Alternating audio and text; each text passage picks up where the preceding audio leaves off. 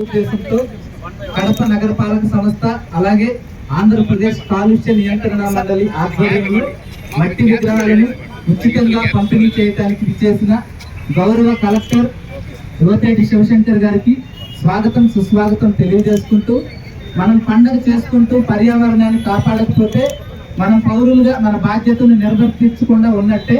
కాబట్టే చేసుకోవాలని చెప్పి ఒక ముఖ్య ఉద్దేశంతో ఈ కార్యక్రమాన్ని నిర్వహించడం జరిగింది. వచ్చిన అందరికీ కూడా ఉచితంగా ఈ యొక్క మట్టి గణపతి విగ్రహాలను ఇవ్వటం జరుగుతుంది. కాబట్టి అందరూ సంయమనం పాటించి మట్టి విగ్రహాలను తీసుకెళ్లి పర్యావరణాన్ని కాపాడటానికి ప్రతిరోజు మీ యొక్క బాధ్యతను నిర్వర్తించాలని చెప్పేసి కూడా కడప నగరపాలక సంస్థ నుంచి అలాగే ఆంధ్రప్రదేశ్ కాలుష్య నియంత్రణ మండలి గురించి చెప్పుకుంటూ